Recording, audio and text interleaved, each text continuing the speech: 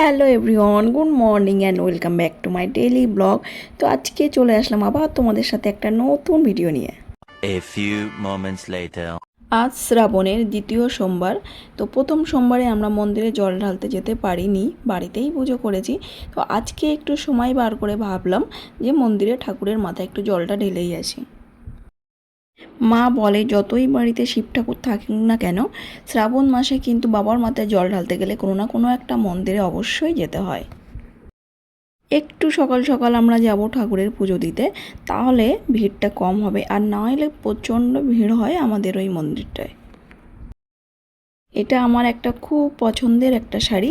তো এই শাড়িটা এইভাবে স্টাইল আপ করেছি। এই শাড়িটা আমি আগেও একবার পরেছি, তো ভাবলাম এটা পরিষ্কার করে একবারই যেহেতু পরা হয়েছে সেহেতু আর একবার পরিনি। শুভও বাড়ি থাকে না, তো যাব করে ঠিকভাবে মন্দিরে গিয়ে উঠতে পারি না। তো আজকে যে সোমবারটা ও বাড়ি আছে, তো ভাবলাম একসঙ্গে দুজন মিলেই ঠাকুর পুজোটা দিয়ে আসি। এখন বাজে সকাল 9টা, সবেই কিন্তু মন্দিরটা খুলেছে, এখনও কিন্তু তেমন একটা ভিড় নেই। দেখতে পাচ্ছ এখানে আমি একাই আছি। বাড়ির পাশে আরও একটা মন্দির আছে, তো সেখানে আজকে আমরা যাইনি, কারণ সেখানে আমরা প্রতি বছরই যাই। তো এবছর ভাবলাম একটু দূরে গিয়ে মানে হিঙ্গলগঞ্জ গিয়ে আমরা এই পুজোটা দিচ্ছি।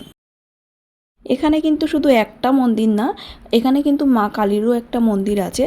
আর ভাবলাম একসাথে দুটো ঠাকুরেই একসাথে পুজো দেওয়া যাবে, তাই জন্য আমরা কিন্তু এখানেই চলে আসলাম পুজো দিতে। আমাদের দুজনের ইচ্ছা ছিল তারকেশ্বর গিয়ে বাবার মাথায় জল ঢালতে, কিন্তু শ্রাবণ মাস, তারকেশ্বরে এখন ভীষণই ভিড় হয়। আমি 3 বছর গিয়েছি, ঠিকভাবে আমি বাবার মাথায় জল ঢালতে পারিনি। বাইরে থেকে জল দিয়ে চলে আসতে হয়, বাবার মাথায় জল দেওয়া যায় না। তো সেই জন্য ভাবলাম এবছর এই মাসে না গিয়ে পরের কোনো এক সময় গিয়ে বাবার মাথায় জল দিয়ে আসবো। আর এই দেখো পাশে যে মায়ের মন্দিরটা আছে, আমার কিন্তু মায়ের মন্দিরটায় যাওয়ার ভীষণই ইচ্ছা ছিল, যেটা হচ্ছে নৈহাটিতে। তো সেটা যেতে পারিনি বলে একসঙ্গে আমি দুটো কাজই করে নিলাম, বাবার পুজোও দিয়ে নিলাম, এখানে মায়েরও পুজো দিয়ে নিলাম, একটু ভোগ দিয়ে আসলাম। যেহেতু সকালে একদম কেউ ছিল না মন্দিরে, ওই জন্য কিন্তু আমাদের পুজোটা খুব ভালো করে ঠাকুরমশাই দিয়ে দিয়েছে, একদম সংকল্প করে। আজ একটা ছোট্ট ব্লগ তোমাদের সাথে শেয়ার করলাম।